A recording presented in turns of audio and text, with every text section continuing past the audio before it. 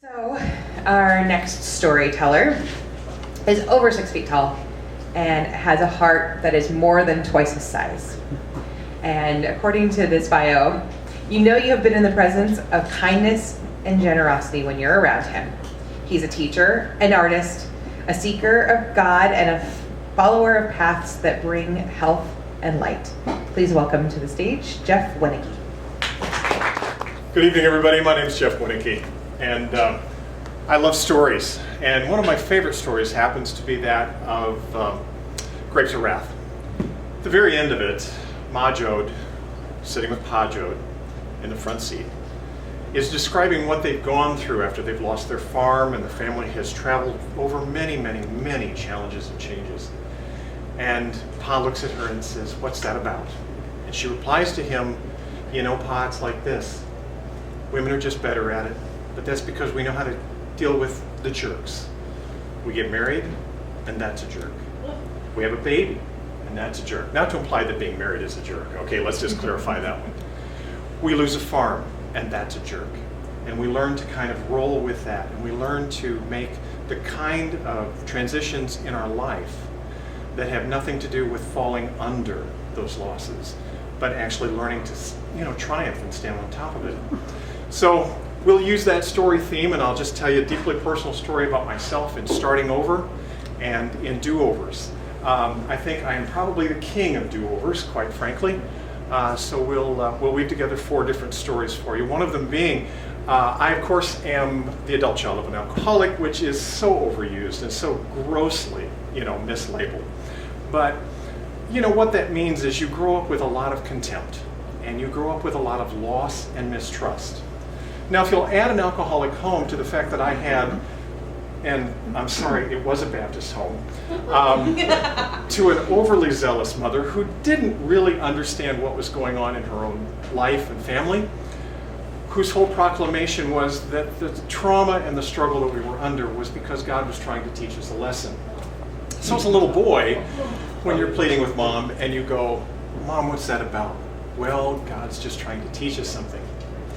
The challenge of that is knowing that there is a loving and gracious God in our lives who really wants to take us way beyond that. But you're hearing these kind of mistruths and these missteps, and you're not really sure what to trust. Add to that, let's just go the whole realm and just add battered, abused, lost, and broken. That would describe my family, and I think it probably describes about 80 or 85% of us in the world. This isn't anything new or anything that we haven't heard. But I will tell you that the change that happened in that, this is where the jerk comes along. I knew from a very young age that there was a God who loved me in spite of all of this craziness. And when I was hearing stuff that didn't make sense, I didn't believe the broken lies. I did believe that there was a greater truth out there. That was my first jerk. I got through that. I grew up. I got to a place where I decided myself I would never, of course, be an alcoholic, when in turn, by 22, 23, what do? I'm drinking myself under the table because I'm just trying to cope. Now, Brene Brown makes a wonderful line about this, where she says, in the absence of love and belonging, struggle is present. And I think that also kind of describes what happens to so many of us that are growing up in chaos and emotional discord. You've got mistrust. You really don't have a path you need to go on. You just know that you can't be like that. And what happens is we so often do. And we find ourselves just trying to churn it out and crank through it. And where am I? And I'm lost. And what do I do? And where do I go? I went to college 4 times. And each time I got a little closer to the goal. But of course, in my bright and wise I think I was 21 years old, I decided to drop out. I'm 20 hours short of my first degree. Now, that was a jerk, okay? And clearly I was too. The jump ahead on that story is that I am well educated beyond anything that anybody deserves. And I have more alphabet after my name than any one person should ever have in this lifetime. But 2 things worked together really well. One of them is when you don't think that you're enough and you don't think that you're good enough, you really do put that energy and you can harness that into making something different. Mine was education. You become as smart as you can and you try to be the smartest person in the room, not because you're loving what you're doing, but because you need to do it to stand defensively and defiantly to anyone who challenges who you are and what you think and what you believe. You create a lot of enemies in that process, and you create a lot of really emotional and intellectual discord, and you walk around like this. Well, move ahead from that, of course, so we go from college to wandering until I was almost 30, and I end up finding a lovely woman to marry. We get married, we have children, we raise our family here in Barrington, quite frankly, and it seems like we're doing well. We're moving the story ahead, and I'm getting further and further and further away from where I began, that there's still this discord inside and it doesn't make sense. And I have to come to grips with the fact that now I don't have an excuse for what's going on in here. And through that, there's still this thread where God's saying, Jeff, I got you. I got you. Don't give up. Don't give up. There's a reason for all of this. I try several things. I try different jobs. I become a psychologist. I start telling people and fixing them and telling them what they need to do to right their wrongs and to correct their paths.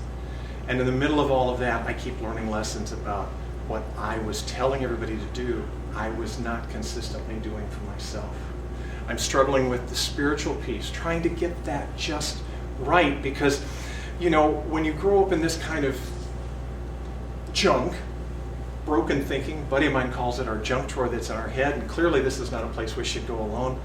But when you grow up with that kind of discord intellectually, your whole life, again, is about striving. And then your spiritual life becomes the same thing. God, if I'm good enough. God, if I serve enough. God, if I do this. God, if I do that. None of that makes sense. None of that resonates in here. And we struggle to get it right and get it right. Being a firstborn, of course, we have to get it right because it's the only platform that we can function from, because we can never be wrong about anything until it all crashes. 30 years into my marriage, I find out that my wife is an alcoholic. I find out that my children have been raised in the very home with the assets of the things that I didn't want to have happen.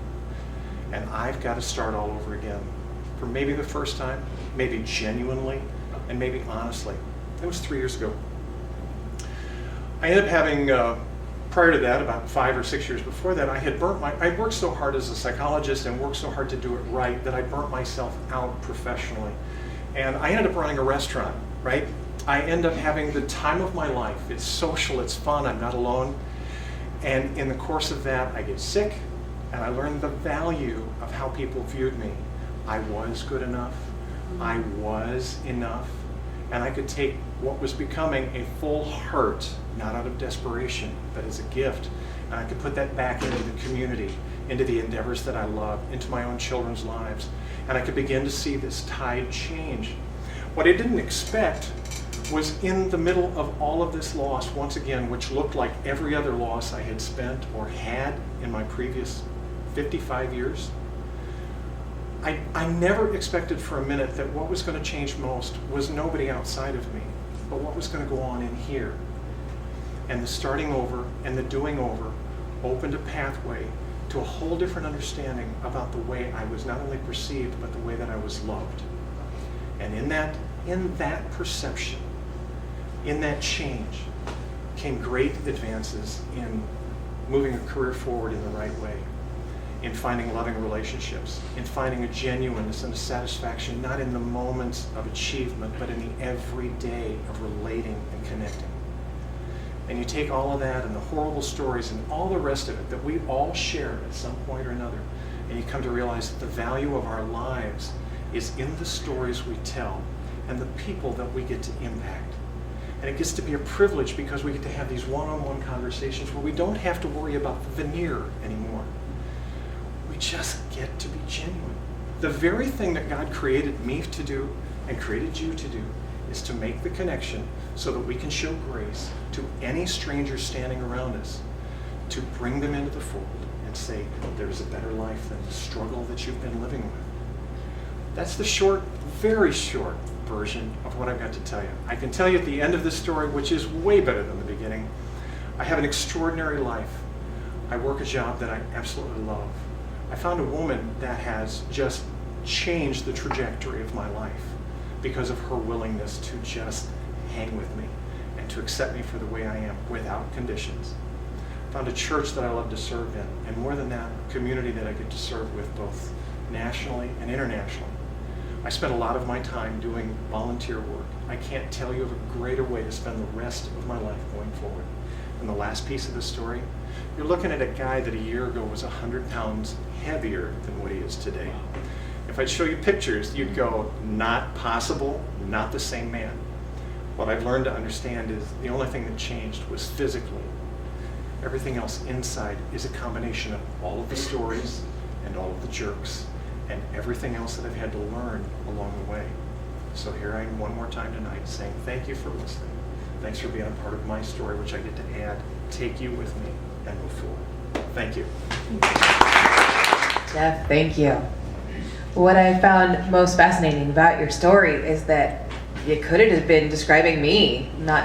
I didn't have an alcoholic parent, but oldest child who was always constantly getting education and trying to prove that I was the smartest person in the room and being kind of bratty about it, like, woo, yeah, hey. And I think that, again, there's that beauty of storytelling that, like, I've never met you, but I can see myself in your story.